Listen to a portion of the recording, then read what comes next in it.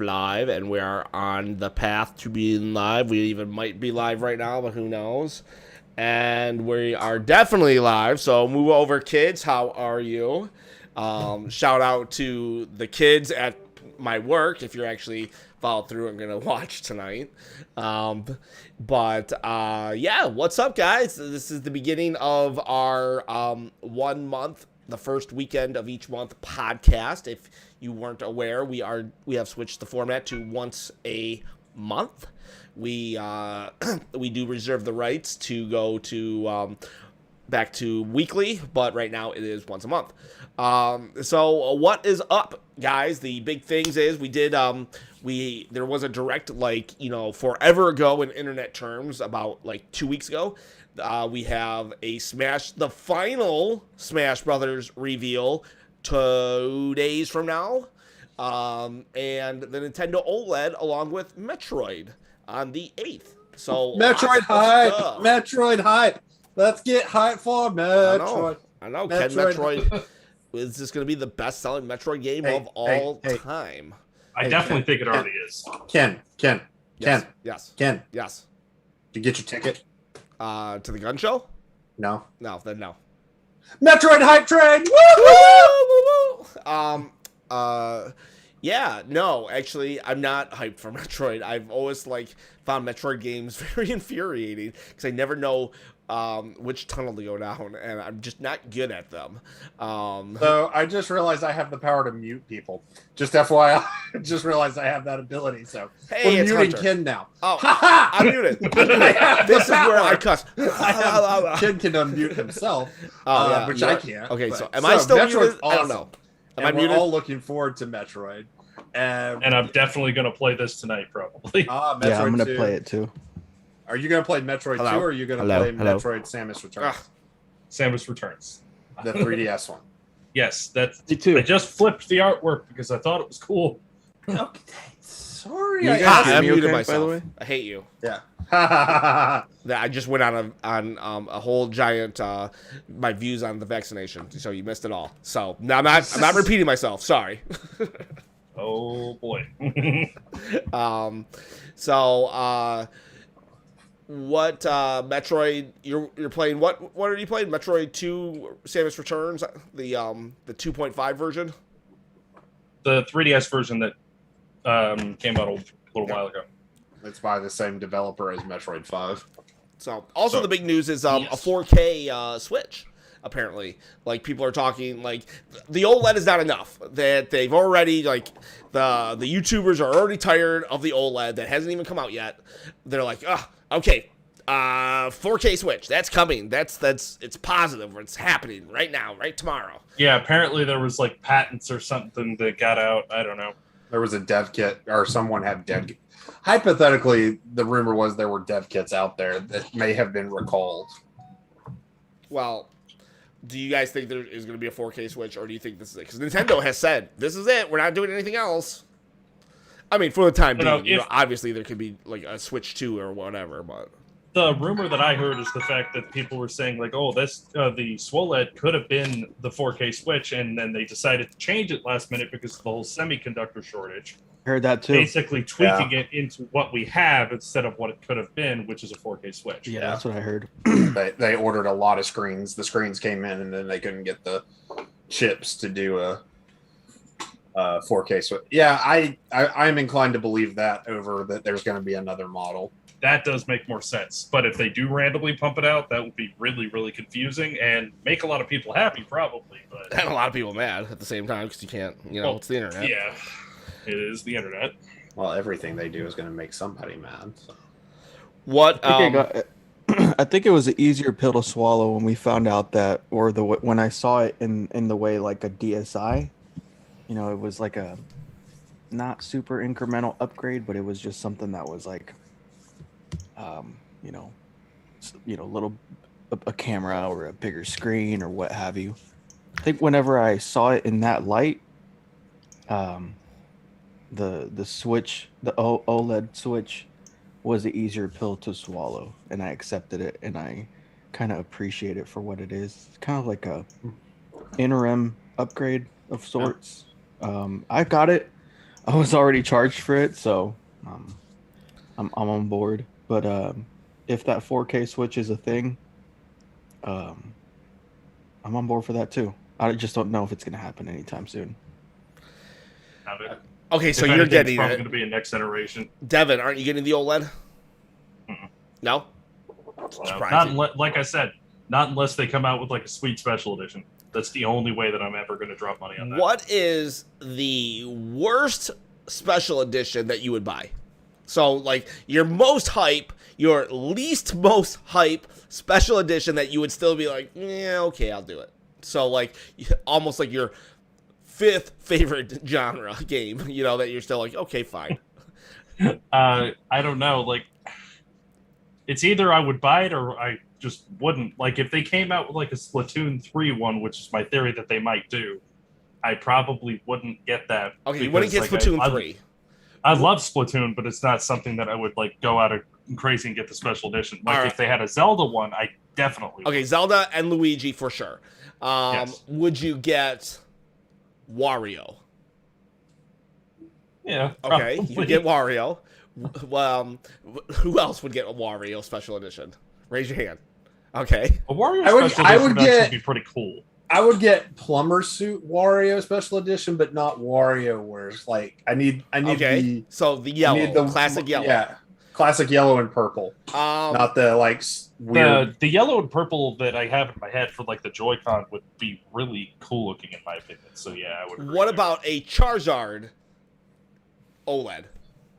David, weren't you like talking about like there being the first rumored one was a Arceus? Yeah.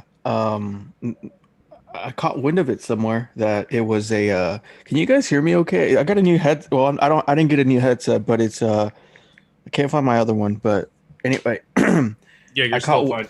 You sound I beautiful. caught wind of there's going to be can- an Arceus themed OLED Switch. So Okay, so keep would an- we get Arceus? um Who would get an Arceus OLED? I think it would look cool just by the name of it. So yeah, I probably would Devin? if I didn't have this one. Probably not, honestly. I mean, I was kind of unenthused with the last Switch they did for Sword and Shield. The one that John has, I can't remember the light. Zamazenta and Zacian, yeah. Did you guys didn't forget about the Switch Lite that has Diamond and Pearl on it, right? Yeah, that Yeah. comes out. It's okay. I am not Devin, and I liked the pink and blue Switch Lite. I thought it was really cool looking. This I one like is, the pink and blue colors. I just didn't like the fact Yeah, that the no, rest of it was gray. That's fine. You're a terrible human being. I got it. This is. But this one, I don't know. It's a little. It's it still has like the same kind of thing because both they have the legendaries on the back in a similar pattern, but the black and gray just doesn't really grab me. I think the one you got is actually, if I was going to get another Switch Lite, I would probably lean towards the purple one you got, or blue. I'm sorry, that really was unintentional. Blurple. Blurple. I like it. What if the 90th character of Smash Brothers gets a special edition? Sakurai gets a special Yeah, edition. but if it's just Sakurai's face, Sakurai Probably no. Guy. The Sakurai edition. There's no Switch. reason to ask David that when we all know the answer to that. He's like, That's yes! a day one, guys. Come on, that's a day one. But to answer your question, for me it would be F-Zero, Ken. Ooh, F-Zero. fifth- Okay, The fifth. What did you say? Like the the one I would want the least. Yeah, your most least wanted Switch. F-Zero. I've never really cared for F-Zero. I appreciate what it is, but I've never really, like, I don't know. I think if I would play a racing game similar to that, it would be Wipeout. Like if I had to choose between the two. But whenever Fast Racing Neo came out on the Wii U, I thought that if Nintendo handed over the reins to the franchise, I think they would be a great developer to do that. Like when I saw the trailer for Fast Racing Neo, I was like, these guys should do F-Zero. Mhm. You know, it would be low stakes for Nintendo. They can hand it off. They don't have to worry about using one of their like triple A studios to develop it, and then just hand it off to these guys, similar to Mercury Steam or Grezzo or the guys that are doing like Luigi just did Goodfield, right? Was it Goodfield that did that? Goodfield did Yoshi. Sorry, Yoshi's Crafted World. Who did Next Level Games? You guys see where I'm going with this? Like hand it off to someone. Yeah, no, like that. I mean, is when they brought that from the Wii U over to the Switch, it was just very clear. Like, oh, y'all made an F-Zero game. Yeah. Only thing y'all didn't have was the title, and it's a real small studio, and they made that game on a real shoestring budget. Yeah, it's a really impressive game for what it is. Yeah, I remember when it came out on the Wii U, I was like, that looks really cool. But yeah, the game called Fast Racing Neo. Yeah. That was one of the early. It was on launch that they had it out. I'm really surprised no one ever put a physical. I may have gotten a physical in other territories, but it's a chef's kiss game.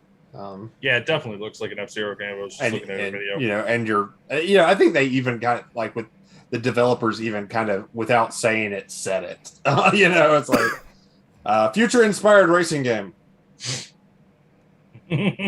Shifty eyes. But yeah, they are the studio to hand F-Zero to, hands down.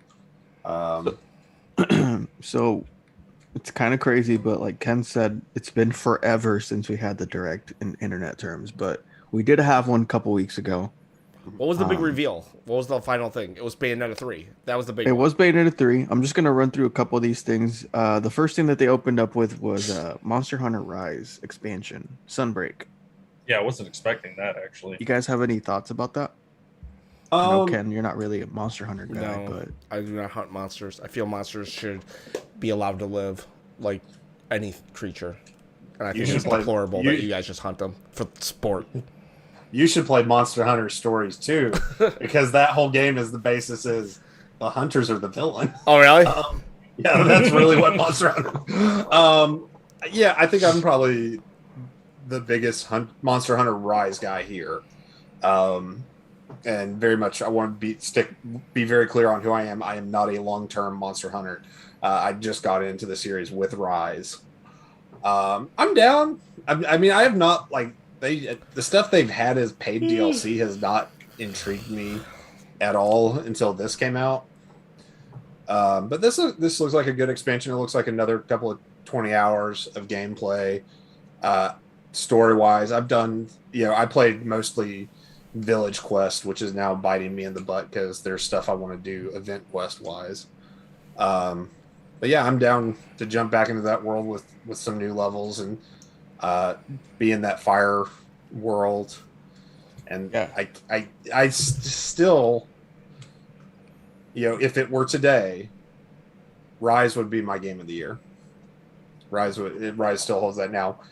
Dread is coming, and Halo Infinite is on the way. So there are contenders in the wind, and I did just pick up Lost Judgment, so I need to put that in and see how I feel about that game. But okay, Dev, are you still playing Monster Hunter? I try. I didn't get into it as much as I thought I was going to. I mean, it is fun. It's just a little more complicated than I want it to be. Would John? Would you say that this is like the Iceborne to Rise? Oh yeah.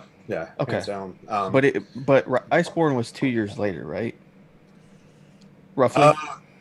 I personally remember it being a year, but at this point in time, my concept of time is all kinds of wonky. I thought it was just a year. I think it's 2, and I just want to say because I remember getting it in 2017. And then when we went to E3, Ken, they had a whole showcase in 2019. So I think it's been 2 years, but I think maybe Capcom is just like they hit the ground running on the expansion after Rise's success. Finally going to drop it on Steam on January 12th too. Mm-hmm. And it looks pretty crazily good on there. Yeah. Okay, so you're right. Sorry, Monster Hunter World was released midway through 2018, and Iceborne was January 2020, so it's between a year and 2 years. Yeah, that feels weird. It just time perception. Okay.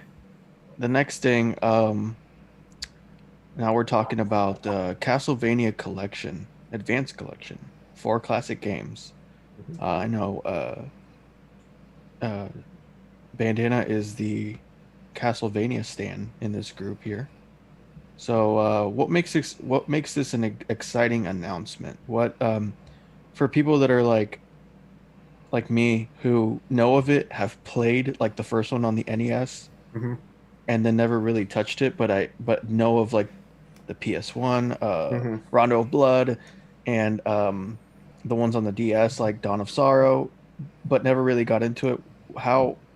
What makes this exciting? Is this a one-stop shop essentially? I wouldn't say it's a one-stop shop by any means. It's 4 games. It's a great collection, especially for the Switch, because this is the first time any of the Metroidvania Castlevanias have been put on the Switch. What you had before was, so there's kind of 3 eras of Castlevania. There's Castlevania, the NES style, which is kind of more of an adventure platformer, fairly straightforward. You find secret things in the levels, but you don't have to hunt around the levels. And then Symphony of the Night on PlayStation kind of adds that Metroid-esque searching, and then that's what continued on the Game Boy Advance and the DS, and was produced or directed by Igarashi, the famed Castlevania and Bloodstained director. This collection, I think, is a little bit better than the Anniversary Collection, because the Anniversary Collection just had the classic style. I'm still a little disappointed they haven't put the small collection that has Symphony of the Night and Rondo of Blood on the Switch yet. That's still a PlayStation 4 exclusive.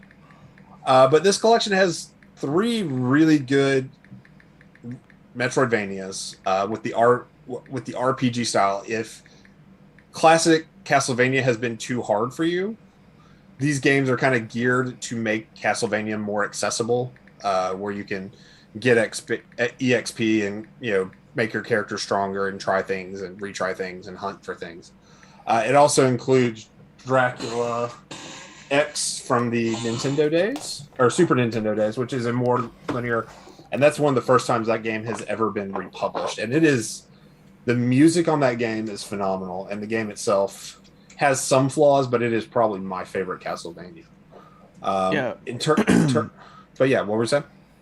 No, I was gonna say the music is something that I've really that I've listened through Smash. Mm-hmm. I know Konami played really nice with Nintendo in terms of putting like 40 songs in Smash. Mm-hmm. And, it's really good, and I think they prefaced it with the musicians were ecstatic to be able to work on the Castlevania IP when it came to the remixes. Yeah. So that kind of tells me that it's heralded as like a really good, composed video game music. Yeah, and that is a really cool thing about this collection is you do have a song gallery, and you have an art gallery. I think if you are looking to try out a Metroidvania Castlevania game, this is the best way to go about it on the Switch.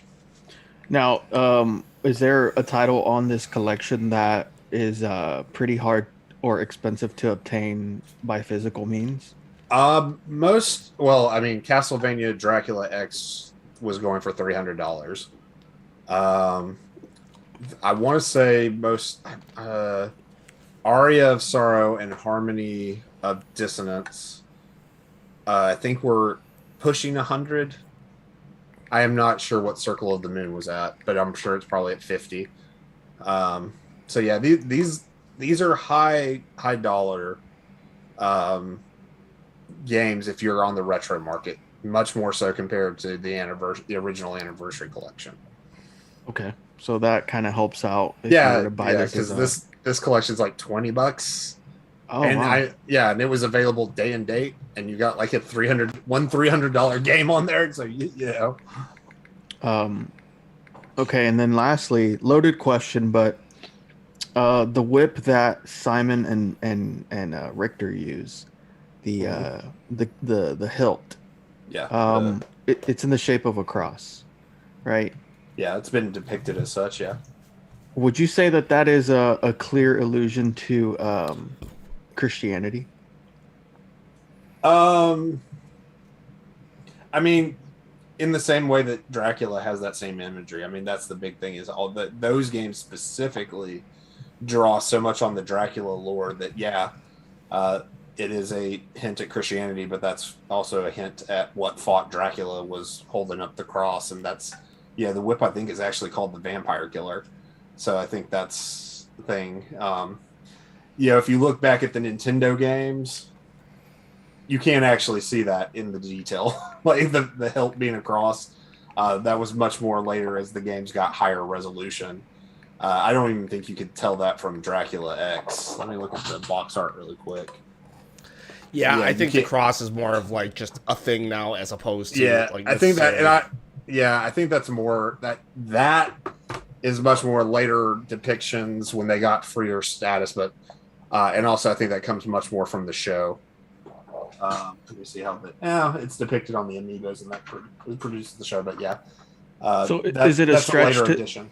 Is it a stretch to say that we have a form of Jesus in Smash Brothers? No. Okay. Not at all. No, because the Richters are not good. I mean, there's no analogy or for them. I'm trying to of them being Christ. I think Luigi would be a better analogy for Christ because like he died in that trailer and then later came back. I'm trying to think. I just it's like an uncanny valley kind of feel where it's like you see the image of the cross in Smash Brothers. It's just like and I know that this is like a rabbit hole, like you can just go and try to dissect it and whatnot, but I think it's like, oh yeah, I forgot the cross is prevalent in Castlevania's lineage. So it's the same like asking, is America like Christian?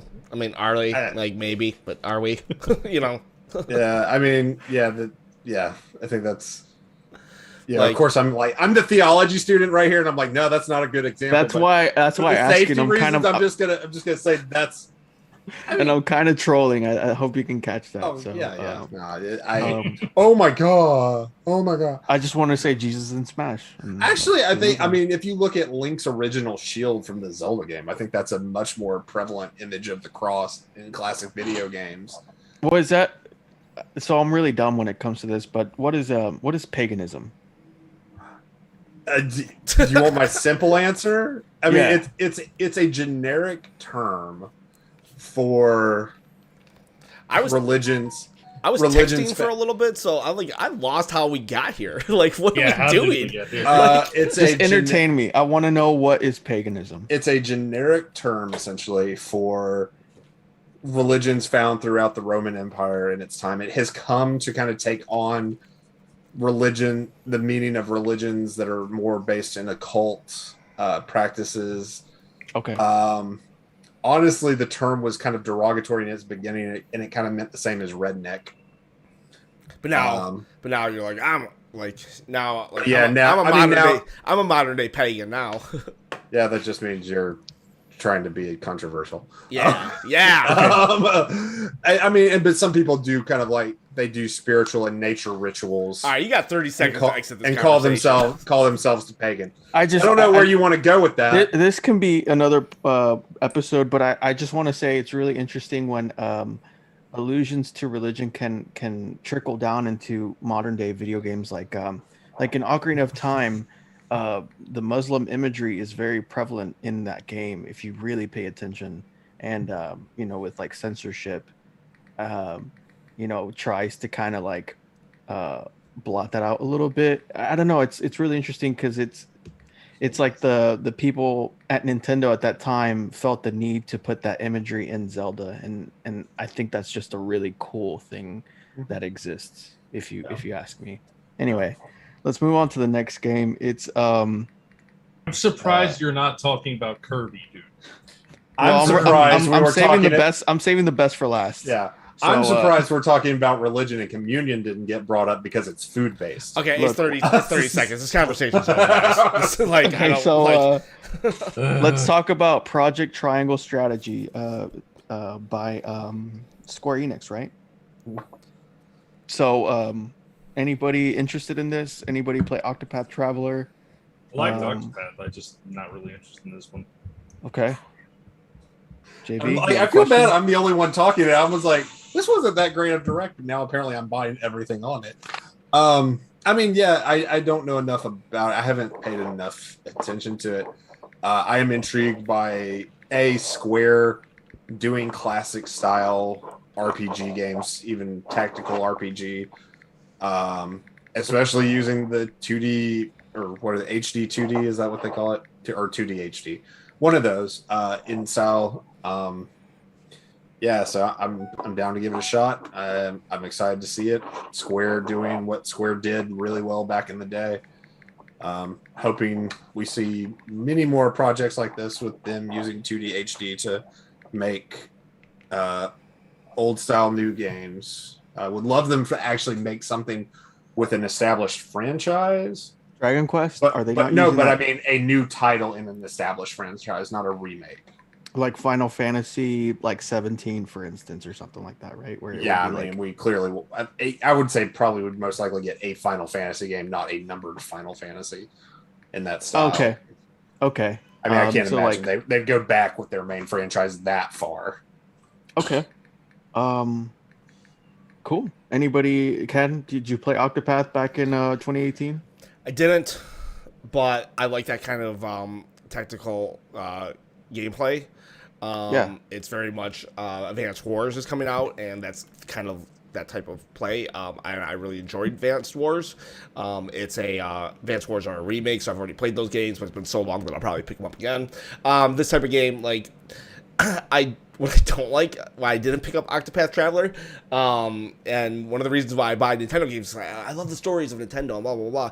But sometimes I feel RPGs like Octopath Traveler are too heavy on their story and too many plot twists, and suddenly there's this one that I played a long time ago where there was a pig part of the party, and the pig decided to jump in a fire so it could feed the village. And I was just like, I don't know if I like this. Like, these stories are just like, I don't need this. I played Jeanne d'Arc on the PSP, and they'd just have some side missions where suddenly a giant lion and bear type humanoid joined the party, and I'm just like, why are we doing this? Because like, I think that's the paganism imagery that they wanted to put in the game. well, But, either way, full circle, I guess, on the conversation from earlier. But either way, Made it count. Like, I didn't need it for any of this, for me to be like, I think you're just trying to extend the game for just because. And hey, you know what? People do like long games, and I got more levels out of it, but Octopath Traveler just seemed like a game that I would get, like, too much story for the type of game it is. Does that make sense? Like, give me a lot of story for Zelda or Final Fantasy even that's not in that format. But when it's just a 2D game, turn-based game, I don't need that much story. Fire Emblem actually falls, like, Fire Emblem borderlines too much for me, actually, for that type of game. When I just have to sit through a bunch of still talking head, then I'm like, that's why I don't like playing the Phoenix Wright game. Sorry, Hunter. It's just too much. I don't want it, like, it's just a still shot. I don't care. I don't want to read a book with a still frame there, and every once in a while the character goes, oh yeah. Does that make sense? So, like, this tactical triangle or whatever it is probably doesn't do that, but it might, and that would actually turn me off. Yeah. The thing about Advance Wars, though, I could skip. Like, back in the day, I would skip. I would literally just skip the storyline. Eventually, though, there is one game that I did like that kind of storytelling, Valkyrie Chronicles. It's a Sega game, and I actually enjoyed that one. I think it was just the right amount. The one that came out on the Switch, though, it was too heavy on it. But the one that came out on the PS3 forever ago was awesome. Cool. Okay, so it's up to you guys if you want to talk a lot about this, but the Animal Crossing Brewster update, you guys excited for that? Just kind of whatever, not See super. what the update actually is. We don't really know much about it. Yeah, I think the direct, they're having their own personal direct, so that's cool. Yeah. What about so Mario Party Superstars? I know you guys are kind of excited for that, right? Like that's a game that we can all play together online. I'm literally gonna boards renew look my, nice. I'm literally gonna renew my Nintendo subscription, because of that game.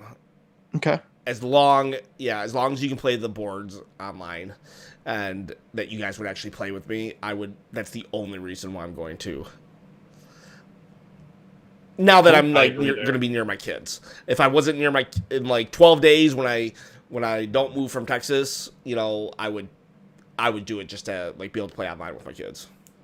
Yeah. Cool. Okay. Did we want to talk about the Mario movie a little bit, or? Oh yeah, I forgot Why about that. not? Devin's got to have feelings. I got to hear Devin's take On So what? on the Mario the big movie. thing is Chris Pratt is Mario. So, anybody was anybody? I was kind of like, oh, that's interesting. Bold move. Very bold move. I mean, Yeah. I get the whole thing we were talking about a while ago that they have to have like the star power or whatever. I think he's going to do a great job. Still does not leave me just incredibly confused as to why Charles Martinet's in the damn movie and not playing Mario. It's a bone. It's just like it's a little more than the Stan Lee cameo, but it's still a bone to throw to the gamers. I mean, it's like Lou Ferrigno, like being in the Hulk movies. He wasn't the Hulk, but he made his cameos. Or more like the Linda Carter, where she's actually a character. Yeah, Lou Ferrigno was just like, oh, hey, cool. Same with Stan Lee. But like the Linda Carter in Wonder Woman, she might actually be a character, which is kind of stupid in my opinion. I think Lou did all the voices in for the Mark Ruffalo so far, right? For the Hulk when he turns into the Hulk. I think that's he what they may did. have. Yeah, they may. There was something that he may have done, like They messed with his voice and something along My those big lines. thing about Chris Pratt was like I totally went like nobody's ever even mentioned it. Like I'm okay with him being a part of it or whatever, because it's like, here's the deal. Like, who do you think's gonna get more press and eyes on the thing than on the Late Show with Stephen Colbert or Jimmy Fallon? Charles Martinet or Chris Pratt? Who's going to come out first? Yeah. Who's going to come out first on the docket?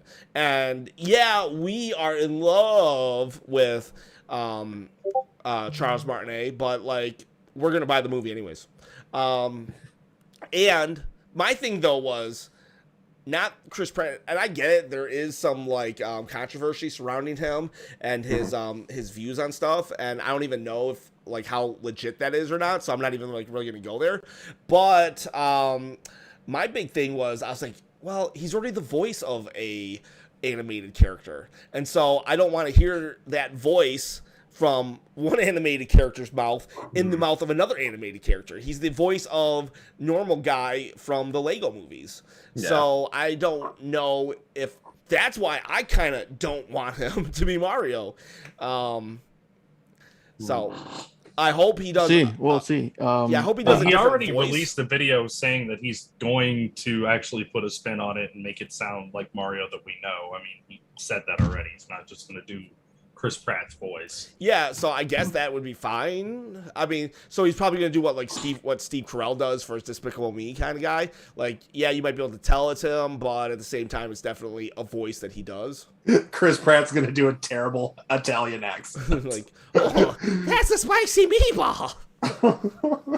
I have to say, Charlie Day is probably my favorite part of that because he's being Luigi. Yeah. Oh, dude, that was actually a really good pick. That actually, what is your favorite casting and least favorite casting from this announcement? Me? Jack Black for me as Bowser. I love Favorite Jack or Black. What's up? Favorite and least. Like, which one do you like the most? Which do you like? Jack Black and probably like I mean, does Toad really have to have like a super developed voice? I don't know how he'll play in, but I don't know. That was probably my least favorite one, but I liked everything else. Who is Toad? I forgot who they are. I think it's Michael Keegan. Key. Michael Oh. Key. Okay. My And I love fear, him. My fear with Jack Black, Jack Black, is a really good actor actually. If he's given a role where he's allowed to act, but if they just give him a role where the description is, and then he acts like Jack Black, well, that's when I start to not like Jack Black. When he gets too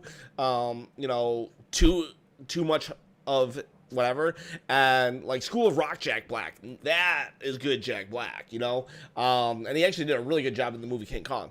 But that aside, if they just let Jack Black, hey, you do your interpretation, right, and we'll do the animation after we hear your voice, then I'm afraid that it'll be too much Jack Black and not enough King Bowser. That doesn't sound Miyamoto-ish. I'm just gonna say, that doesn't sound like something Miyamoto. We'll see. I mean, it could be. Michael They Madden. could have been like, "Hey, we're getting these people. We want these people to bring their take on these characters." And I mean, to be fair, Nintendo did that with the first Super Mario Brothers movie. They got people to do a weird take on it. I think majority of Nintendo likes to depict or the way they market Bowser is definitely like a very goofy kind of I don't know, where he's not as threatening as people would like him to be. I know Smash is Sakura actually said. I would like to see a Bowser that's in the vein of Oogie Boogie from Nightmare Before Christmas. Still comical, even borderline slapstick, but evil nonetheless. Yeah. And I think the last time I saw that version of Bowser was the first Paper Mario. Mm-hmm. Where the first 10 minutes I'm like, whoa, this is intense. He feels like a threat. And he's not reduced to just a comical role. He actually is a threat. He is the bad guy. And then here's a weird one. One of the most best Bowsers I've ever seen was I think Mario Tennis cutscene or intro scene from the GameCube, where Bowser literally recruits Waluigi and Wario. And that, seriously, go to YouTube and find that cutscene. It's the first, it's the 2-minute intro video. And that is the Bowser that I would like to see. Not necessarily, using tennis as his weapon of choice, but that's the spirit of Bowser that I like. Okay. Bowser's Fury. I think that's one of them. Bowser is a serious threat in Bowser's Fury. I did want to throw that I was out. gonna say Bowser in 3D World. I do like his portrayal there. He kind of has that like a gangster feel to it with the way he dresses in the car and what's it called Victory Road, right? The big level there. I just love his depiction there. He I think that's epitome Bowser. And I know in Smash he's actually Sakurai doesn't like him being really slapsticky. He likes him being very threatening. That's why his color palette is very muted, and his roars are actually animal roars. They're not the you guys know the comical Bowser roars that he has in the Galaxy games. But I think what would be really cool, just to wrap up the whole Mario movie thing, in the press leg for the movie, talk shows that really like Nintendo is Jimmy Fallon. I mean, the way Miyamoto was there, and he loves Nintendo. Jimmy loves Nintendo. I think that if he could have Chris Pratt as a guest and then bring in Charles Martinet in the audience or something, maybe throw a couple bones to the people who love Mario and kind of not a passing of the torch, but just here's the torch for this movie. I think that would be pretty a cool little nod for sure. But that would be kind of cool. Yeah. Are we not going to discuss Fred Armisen as Cranky Kong? I mean, Thought about like left field that Cranky Kong is in the Mario movie. Perfect. I thought Donkey Kong being in the Mario movie was crazy, but Seth Rogen was the perfect pick they could have done. Oh well, I'm stoked with most of the casting, but like I'm just like I said, saw Fred Armisen as Cranky Kong, and I'm like, there's the final nail. Like that's my $15 right there. I'm going to see this. You got Cranky Kong and you got it cast perfectly. I'm there. I look at it like this. I said it in our chat, but almost since Heath Ledger's Joker, which I was very much against, Yeah. I pretty much have a very let's see what they can do before I judge them. With the exception, ironically, of Jared Leto's Joker, which I was right about.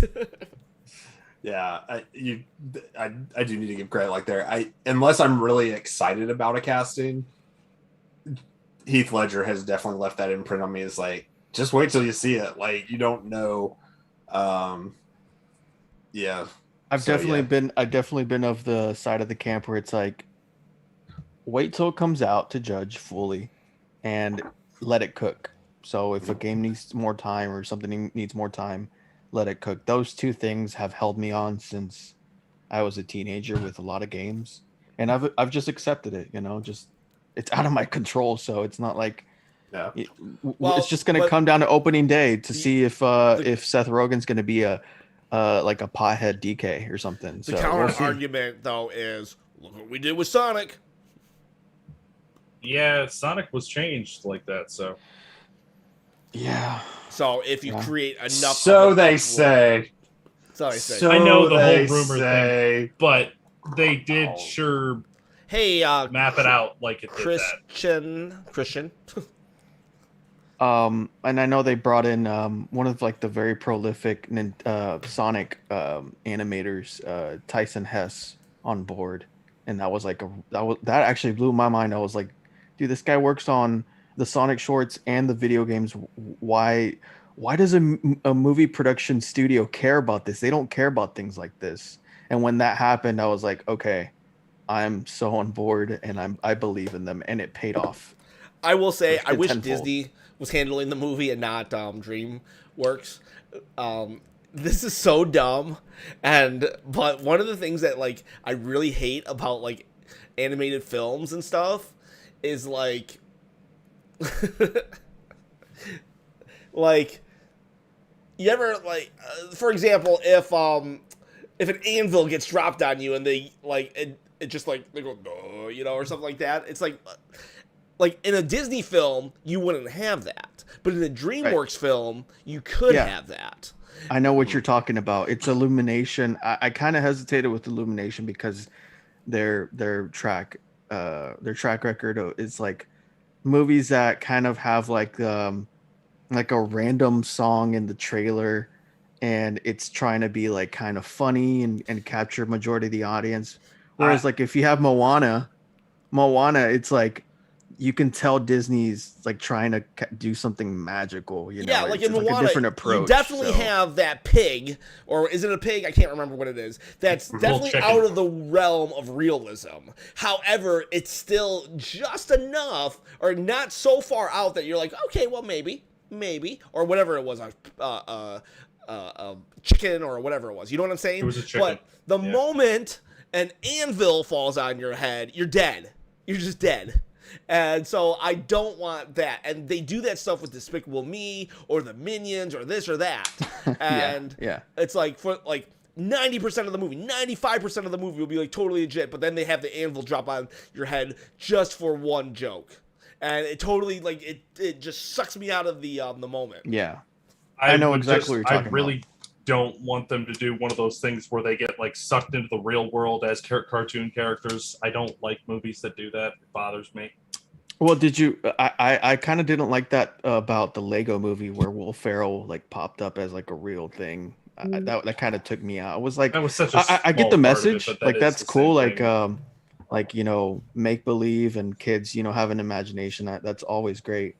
But I don't know. That kind of took me out too. But I don't know.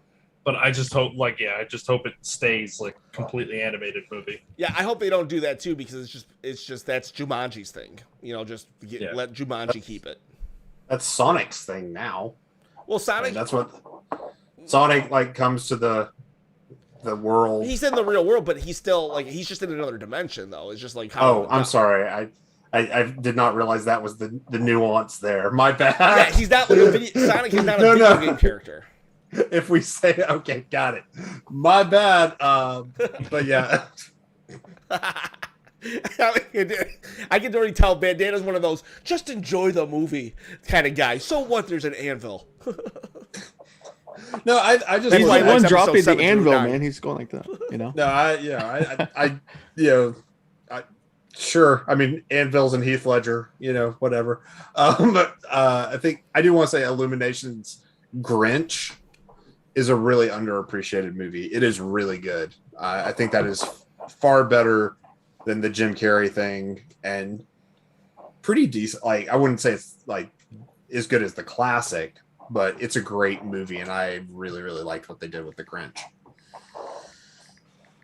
So I didn't know that apparently Sebastian Maniscalco is going to be in the movie too. Who is he? The comedian. Apparently, I'm the only one that knows that. Okay, never mind. No, who is he playing? Oh, somebody called Foreman Spike. I've never even heard of that. Oh character. wow. Okay. That's a nod to one of the iterations of Mario. It's like Foreman Spike has brown pants and a tan shirt and a really thick. That's who everybody thinks Wario is actually originally. Yeah, that's the game, the fan theory of who Wario is. That's pretty cool. So are you guys excited for post-apocalyptic Kirby, like I am and Devin? Yes. The Kirby of us. Yeah, actually I am. I'm not really a Kirby fan, but I like to play the bad guy every once in a while. So it looks really good. I didn't really confirm. I'm gonna say it is being developed by HAL Laboratory, but I don't know. What are you guys gonna pick this up? Is this a day one? Oh, mm-hmm. Cool. I think I have to see a little bit more. I'm definitely this is the most I've ever been intrigued by a Kirby game. Now, David, you can probably answer this question. I feel like I'm right, but there's never been a 3D Kirby game like this, has there? No, there has. There was on the 64, wasn't there? No, it was a 2.5 thing. 2.5. That was Kirby Crystal Shards, my favorite game actually on there. But there was something in development called Kirby Kid or something, and that got canceled. That was a 3D project. But everything that he's had has been neat. Yeah, everything he's had has been 2.5, albeit Kirby Air Ride, but that's not really a platformer. That's a kind of like a sandbox racing game. I don't even know what to categorize that, but that's still a very underappreciated title. Yeah. By the way, you're right. It is a HAL Laboratories game. Cool. Either way, I'm definitely excited for that game. It's in good hands. Splatoon 3, Bayonetta 3. I'm just trying to be mindful of time because I kind of want to end on Smash. Wait, do we not want to talk about the online expansion? Yeah, what do you guys think about the N64 games? We might have to save some of this for next month because we do want to talk Smash. But yeah, this is the I will say the benefit of the 1 month thing. We've not had a podcast where we're trying to cram stuff in a while. Usually it's Devin, did you sneeze? That's awesome. What? How many times did you sneeze? 3 times? Is it allergies, or do you think you're coming down with something? But so here, okay, pick one: Bayonetta, online, or Splatoon 3. Bayonetta. Okay, let's do Bayonetta for Devin. Well, for me, Bayonetta just seems oh, cool, we finally hear about it. It's going to be one of those games that, I'm glad Nintendo's really trying, is pushing this, it's like a cult classic, or cult hit, cult following, and yet they still just keep trying to push it further and further in, and it's very adult, very sexual, very, violent, and Nintendo is like, yeah, that's just us now with this game. David, sure, why don't you talk about it? You wanted to... I don't know. I was really excited to finally see it. I forget what I thought that it was at first, but once I saw Bayonetta finally came out on the screen, I was hooked from there. The graphics look really good. They definitely made things a lot more detailed. They don't look as muddy, in my opinion, but I don't know. The first games are still really good. I'm excited for it to see what different things they may or may not add into it when it comes to gameplay, though. Mm-hmm. But David, what were your thoughts on it? Oh man, it's excitement all around. I love the fake out with the Astral Chain mascot in the beginning, because there have been rumors or they've been like kind of whispers of like a potential sequel to that game, which is still underappreciated. I think it sold pretty well for what it was, but it's a solid game. It's a really solid Nintendo for how it runs on the Switch. Astral Chain sold 1.8 million copies worldwide. I'm glad. And I was going to be happy if it was too, because it's like, well, they get to expand the universe and it's in Nintendo's core and they can do whatever they want.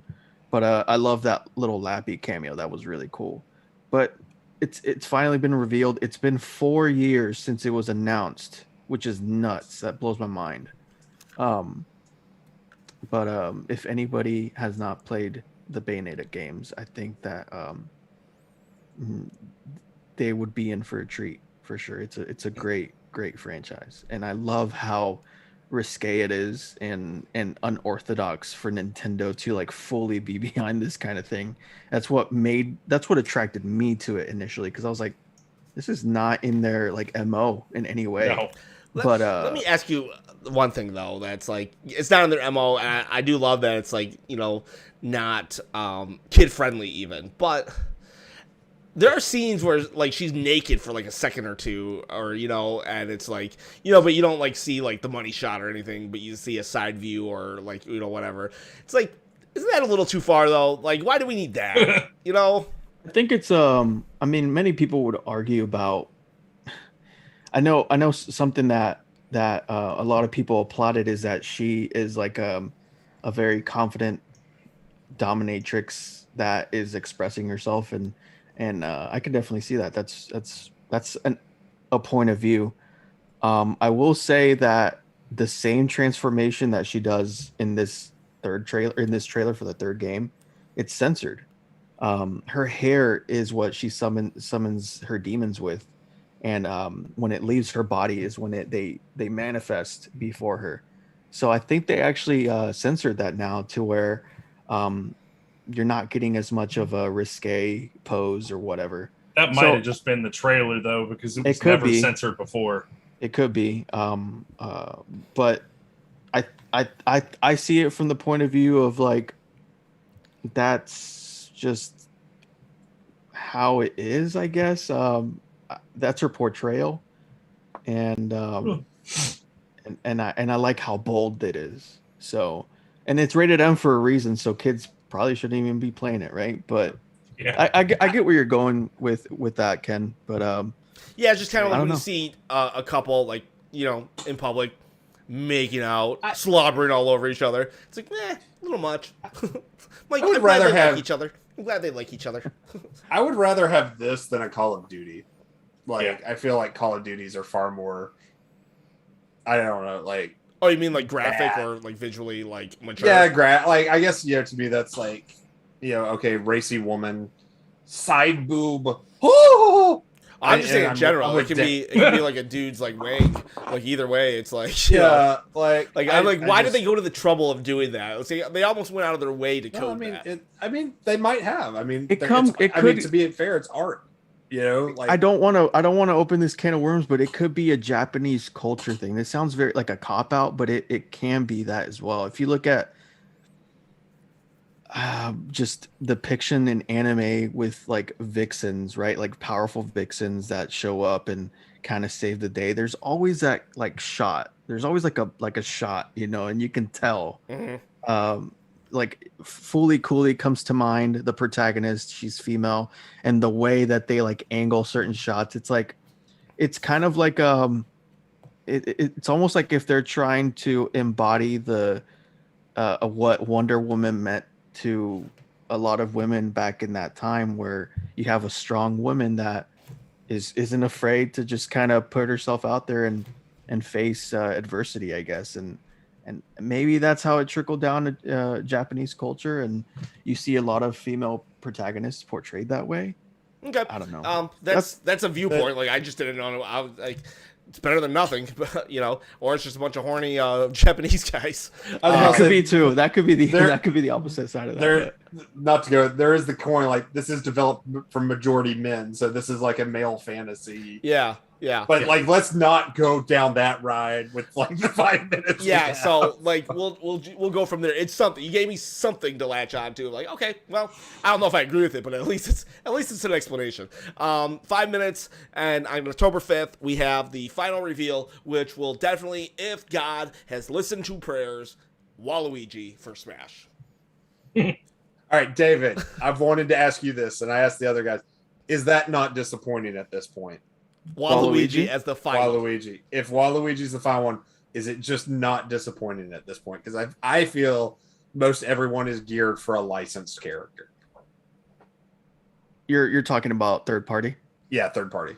I think that's what it's alluding to, and I think everybody, or I think there's going to be people disappointed regardless. But yeah, of course. But I think that since he's already an assist trophy, and it would be pandering to the people that were very vocal about Waluigi, personally, for me, it would be disappointing. So, but I, at the same time, I wanted him in Smash. So, look, man, I got who I wanted. The people that I wanted are in the game. So, I let everybody else kind of have their moment. I just came up with the ultimate worst character that is like that makes sense. Raichu. Could you imagine if Raichu got in? There's already Pichu, there's Pikachu, it's a Pokemon. It all makes sense. It's just an Echo Fighter. Could you imagine the final character is Raichu? Like, even David is like, after his whole thing, let him have it. He's like, no. No, I love Raichu. That's my favorite Pokemon. I know, but oh my God, could you imagine the internet just hating? Like, yeah. And then it's a Pokemon rep, and I know people are fearing for the very corporate Nintendo move of like, it's gonna be either a Fire Emblem character or a Pokemon character. I know that's a fear. Well, yeah, if you go with how like the conspiracy theory of you know, well, this DLC matches this DLC because it's a Pokemon. This one because it's third party. This one because it's this. Then it has to be a Fire Emblem character as your final. But David, what if they just randomly drop out Gorochu, that Pokemon that never existed? That would blow my mind, dude. That would be nuts. That would be so nuts. I just want Sakurai to come out and be like, I'm done! I'm just done! Nothing I do is good enough for you people! There's gonna be a little meme for sure where he's like, I'm good. And I think that's what I'm excited for. I'm nervous and excited because it's the end of an era. It's the Sakurai Smash era that I've been following since I mean a very long time. So my gut and my heart, I'll tell you my heart. I would like Leon from Resident Evil 4 in the game. That would be a horror representation character, and it would be, you could swap him out with Jill and some other Resident Evil characters. That's pie in the sky for me, but I would be a happy camper. Now, for the grandiose pick, like you have to end on the bang, right? That's what they say. I know they're going with something like, you know, Sora or Master Chief or something of the like. I would say it had all the above works with me. Yeah, I would say it'd have to be those two to kind of make the internet like on your side as much as possible. Has to be Sora or Master Chief. Otherwise, everyone else is like no, this is bad. Maybe Crash Bandicoot, only by the actual purists who are like, makes sense. It's a mascot from the 90s and this and this and this. Right. A history. You know, the purists would be like, I would be okay with that on that sense, even though I've absolutely hated the Crash Bandicoot character. I recognize his place in the mascot pantheon. And then on a very lesser extent, Spyro. But can you, like, what is Spyro as the final character? Spyro as an entry would have been awesome, you know, but not as a DLC final character. Final Smash. Yeah. Character. Like, who could it be? Like, gosh, like, is there anyone up to the level of Master Chief and Sora? And those, like, and here's the thing, it's very improbable because of what they actually are. Master Chief more likely because it's Xbox and, you know, they're everybody's favorite uncle right now in regards to, yeah, I don't want to live there, but man, they have a lot of cool gifts.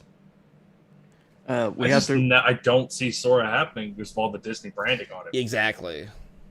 But but does Disney own Sora Disney owns Sora? So Square doesn't own? They have a joint thing. So I think technically, the way I looked this up, like Disney owns it, but they are very close with Square in how they use it, and they do not do anything without Square approval. They may not have to. I mean, it's Disney. Disney can always pull that card. That's actually why I'm glad Disney isn't doing the Mario movie, because they would have just bought Nintendo to do that. But yeah, so yeah, but no anvils, no anvils, no anvils. Disney presents the Switch 2, but you know. But this, if it is Sora, let's just entertain that for a second. Hello, the mom of the podcast. Joining us. If we want to entertain the idea that Sora, let's just say Sora does get revealed and it's there, the internet blows up because everyone's definitely going to say, no way, Sakurai pulled the strings for Disney representation in Smash. Not a video game. Disney's not a video game. There are Disney video games. Did not originate as a video game initially. Sora did. I'm talking about Mickey, Donald. Oh, okay. I'm sorry. I thought you were talking about okay. So, you know, how much of Sora is Sora if you don't have Disney representation? Is Sora still Sora without that, right? That's the main question. I think he still would be if they wanted to nix the Disney rep kind of thing. Just cutting off that keychain on his Keyblade would probably be it. I say put him in with Mickey Trophy. I would say put him in. At this point, I would say, Sakurai, break your one rule for this last one. Just have him in. Just bring him in, and if that sell is your Sora soul, is Sakurai. Yeah. But the final Smash would. Yeah, I was going to say, what would his final Smash be? I feel like they would just have a cop out, and it would be like Heartless Sora or something like that, or Mickey, Donald, and Goofy like doing like the last like attack all at the same time with Sora. That would be epic, though. I mean, like, God, that would be awesome. I would be excited for the music because Yoko Shimomura, she's the composer on the games, and she already has remixes in Smash. So hearing Dearly Beloved in Smash Brothers would be A1 for me. All right, we are over time, awesome. but well, let's wrap this conversation up. But who would be the worst, most likely pick? Not saying Waluigi. We can't say Waluigi. AKA the one I want the most. Yes, I do want him the most. No, I mean, I want the worst one. I just want to see this community and burn. It can't be 007 either, because that would be. Let it burn, man. I don't like. That's another thing, is that once this is all done and Sakurai can sleep for more than 3 hours, this community can kind of fizzle down a bit with its just unrealistic expectations. So who's the worst, most likely pick? It's gonna. I'm gonna say golf probably guy just from like the NES game, golf. I'm gonna say a corporate Nintendo pick like a Pokemon rep. There you Okay, go. yeah, okay. I should have excluded. But I will Pokemon. say, I think Sakura has something under his sleeve. I'm just gonna say that before I leave. So Bayou Billy. Bayou Bill. Okay. Frogger. I can feel their tears already. I'm drawing power from them. What if it's the Pink Ranger, John? Well, then I'm glad I have the season 2 pass. Yeah, there you go. Actually, that would be freaking great because I would love that. No, And it would because piss then off the- killer. I would It have would to piss hear off the- JB. I would have to hear JB about how amazing Smash Brothers is all of a sudden. because Right. Power Rangers, and then it's like, dude, the lore, I don't think so. I don't think the that- lore, Oh, man. Dig and Dog. Okay, first of all, I'm not. Veronica saying Dig First Dog. of all, that's why I'm making fun of Big you Doug because would I'm be like, awesome. oh, now we talk about that- Smash yeah, Brothers. No. It is kind of funny. The Nickelodeon All-Star Brawl is the same day as the Smash reveal. That's do interesting think that game's those are gonna came be out. pretty fun. Maybe. All right, It's well, not we a should great probably publisher. probably cut. Does anybody have any finals to say? Burn, Okay. baby, burn. Well, shoot, the next time, who knows? Maybe if we want, maybe we'll have a special in between. But right now, the next official one is the first Sunday of November. So, which I believe that will be November 7th. November 7th. But we reserve the right to do anything in between. So, have a good one, guys. We love you. We appreciate you tuning in. We'll see you guys next week or Thank next you, month. Sakurai. And Thank you so yeah, much. Let's just see. I appreciate you, man. Yep, Sakurai, if you're watching, whatever you pick, we just support you more if it's Waluigi. Have a good day, everyone. Dig Dug Peace. for Smash.